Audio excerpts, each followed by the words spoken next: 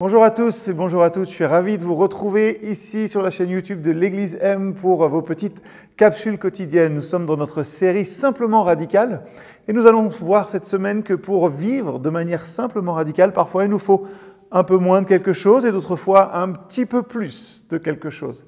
Et aujourd'hui nous verrons que si nous voulons vivre radicalement pour Christ, sans doute il nous faut un peu moins de distraction. Je lis avec vous un verset du chapitre 6 de l'évangile de Matthieu, le verset 6. « Mais toi, lorsque tu veux prier, entre dans ta chambre à l'écart, ferme la porte pour prier ton Père qui est là, dans cet endroit secret.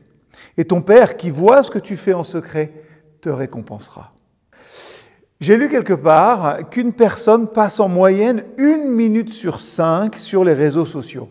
C'est-à-dire que ceux-ci envahissent littéralement notre vie, minute par minute. Et pour essayer de lutter contre ça, les éditeurs de logiciels ont développé des applications pour nous éloigner de ceci pendant 24 heures, quoi qu'il arrive. Certaines applications vont être même conçues pour restreindre complètement votre accès à Internet. Et vous ne pouvez pas éteindre votre ordinateur ou le redémarrer pour contourner cela. C'est tellement facile de nous laisser distraire. Nos amis font un voyage et font un petit post sur Instagram. C'est la rentrée et on voit les enfants en photo, c'est Noël. Ce qui demande un peu plus d'effort peut-être, c'est d'être pleinement présent avec les autres et dans notre vie spirituelle aussi et d'être distrait simplement par Jésus.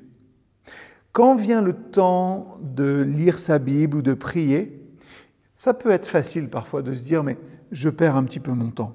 On est agité, nos esprits commencent à vagabonder et nos doigts, comme je le fais, vont chercher notre téléphone pour jeter un coup d'œil rapide et voir ce que font nos amis. Avec toutes nos listes aussi de choses à faire et toutes les opportunités que nous avons de nous connecter les uns aux autres, ça peut paraître artificiel, ça peut paraître en tout cas très difficile de s'arrêter, d'être immobile et silencieux face à Dieu et face à sa parole. Important de comprendre une chose, nous ne perdons pas de temps avec Dieu.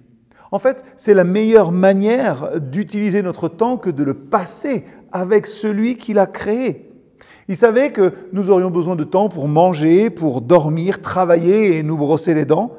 Mais il nous a quand même demandé de prier.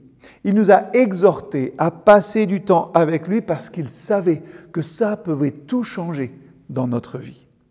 Bien sûr, c'est bien de garder son temps, de vouloir être maître de son temps, mais c'est encore mieux de garder son cœur.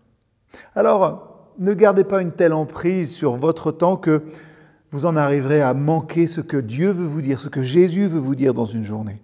Prenez un peu de temps aujourd'hui et décidez de ne vous laisser distraire que par Christ. Alors, quel est votre plan? Quel est votre plan pour vous laisser distraire par Jésus-Christ aujourd'hui?